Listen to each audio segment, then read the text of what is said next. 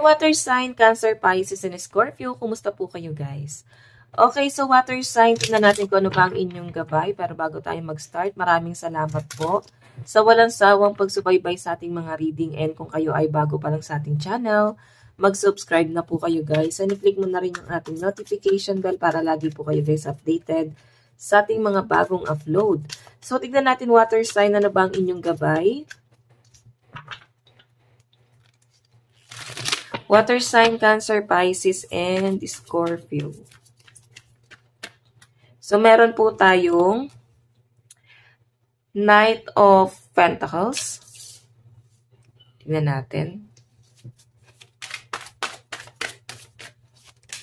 Meron tayong The Dreamer.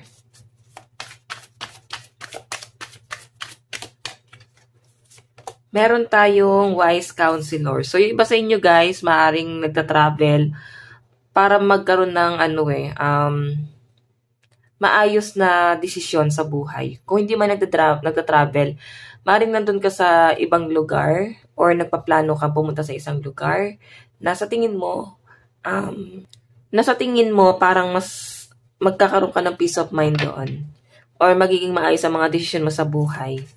Okay, so nakikita ko rito guys, ngayon wala kang ginagawang hakbang or plano para sa future mo. Water sign, kung makita mo, ayan no, meron ka ng plano sana pero parang naudlot po siya. So parang back to basic ang mga water sign. Okay, may nakikita ko guys parang pagpaplano na lumipat ng bahay. Ayan, may mga gusto lumipat ng bahay dito. Okay, so tignan natin guys. Ano tong Knight of Pentacles?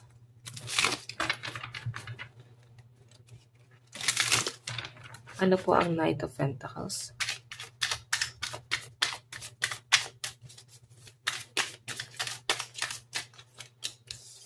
Meron tayong Two of Swords.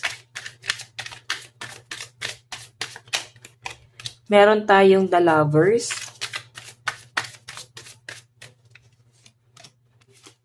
So, I think guys, mukhang hindi ka makapag-decide pagdating sa love life mo. Sa pinapakita sa akin dito, water sign. Nandun ka pa rin sa point na umaasa ka na maaaring maayos niyo pa ng person mo yung relationship nyo. Or pwedeng siya pa to guys. Umaasa tong person mo na maayos pa kayong dalawa. Okay? Kung hindi kayo guys okay ngayon, wala lang talagang plano ngayon sa connection nyo. Kasi love life yung nakikita ko dito guys. Itong Knight of Pentacles. Kaya parang hindi ka makapag-decide kasi mukhang siya rin yung inaantay mo dito na magplano. Two of Swords, yung isa sa inyo ay hindi makapag-decide. Yung isa naman, hoping na maayos pa to. So, sa nakikita ko, maaaring maayos nyo pa nga to, guys. Okay? High Priestess yung energy. Malakas yung nakikita kong energy rito na kahit anong klaseng conflict ang nangyari sa inyo ng person mo, maayos ito, guys. Okay? So, ayan. Kung ito man yung wino-worry mo ngayon. Tignan natin, guys, ano naman tong The Dreamer. Ano po ang The Dreamer?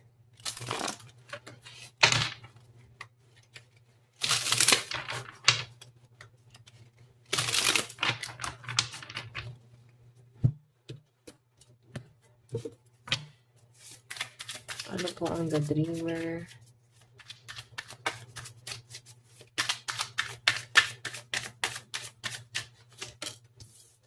Okay, so possible na mga kadil mo ay Sagittarius. Okay. So, Sagittarius kasi guys, nagre-represent ng happiness. Gusto lang ma-release yung mga negative. Kumbaga gusto lang maging masaya. Okay, so I think yung iba sa inyo gusto mo makuha yung stability. Kasi gusto mo ng yung magiging kampante ka na lang sa future. Tingnan natin. Meron tayong Four of Swords. Meron tayong Seven of Wands. Meron tayong, baka Aries ang inyong kadil. So, ang Aries naman guys ay nagre-represent ng leadership. So, I think na meron kang pinaninindigan dito. Medyo malakas, hindi medyo talagang malakas talaga yung confident ng mga water sign.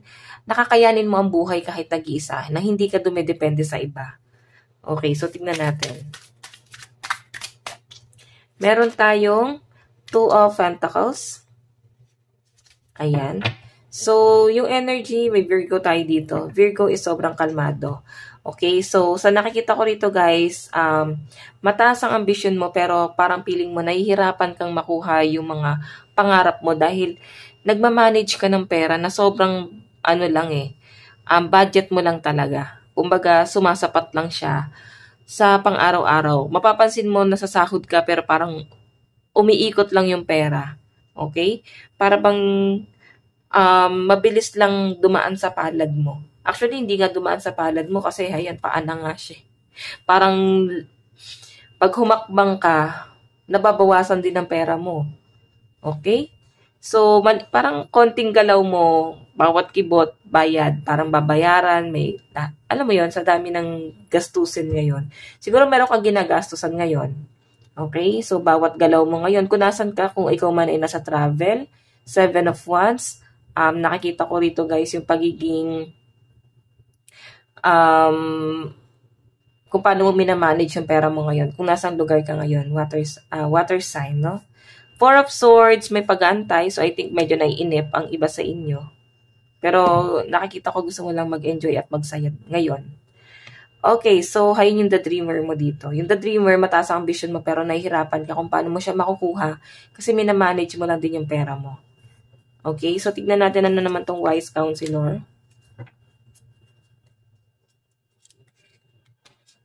Ano po ang wise counselor? Spirit guide.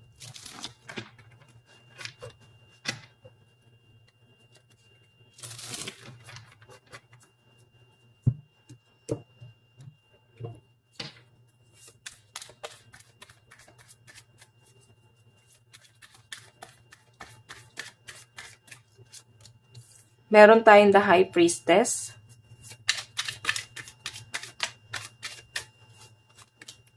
Okay, so I think Gemini, pwedeng ito yung kadil mo. Water sign, may kadil ka na Gemini. May pinapakiramdaman ka dito. Siguro kung Gemini yung person mo, may pinapakiramdaman kang isang tao na Gemini yung sign. O Taurus, may Taurus din guys, no? Ang Gemini naman guys, ang energy niyan, sobrang balance, okay? And minsan, conflict din kayong mag-decide.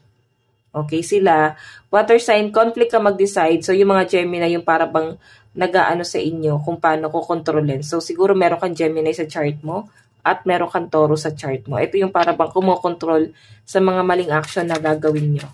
Okay? Tingnan natin. So, guys, meron tayong 5 of Wands and 8 of Swords.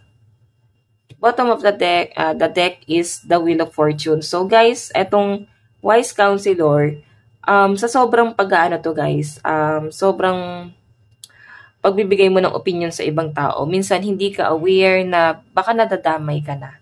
Okay, the High Priestess, meron kang isang laban dito na kailangan mong, parang dalawang bagay lang Kailangan mo ng sukuan kung hindi mo nakikitang walang improvement or ilalaban mo kung merong improvement. Saan doon? Kasi nakikita ko dito guys, nakapiring ka. So, kahit alam mo na yung sagot, wala kang ginagawa rito, water sign. Okay, tignan natin pagdating sa love life mo. Sa love life naman po ni water sign,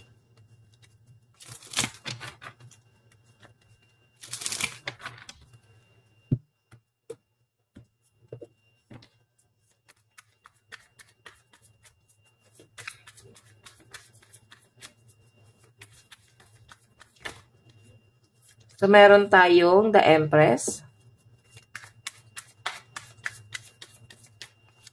Meron tayong 8 of Cups. Meron tayong 10 of Pentacles.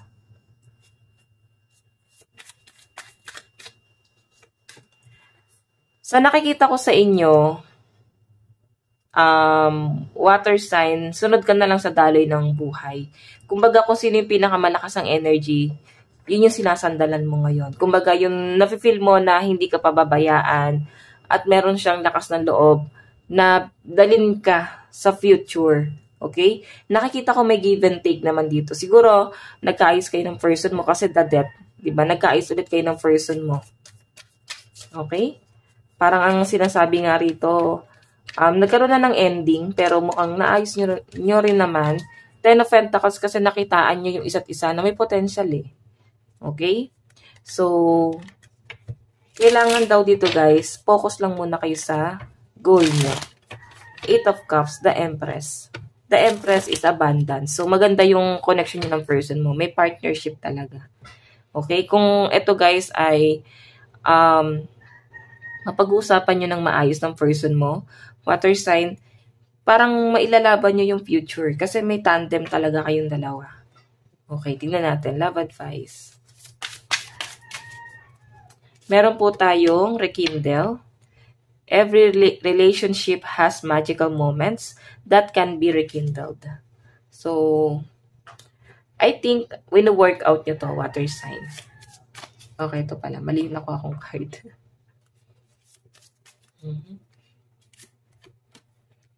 Beyond the ego. So, medyo may nakikipagpataasan ng pride sa inyo, water sign. Mararamdaman mo na parang hindi ka pinapansin. Or, hindi ka niya kinakausap or hindi mo siya kinakausap ngayon. Okay, so water sign, ito lang naman po ang inyong reading hanggang sa muli. God bless and love you all. Thank you.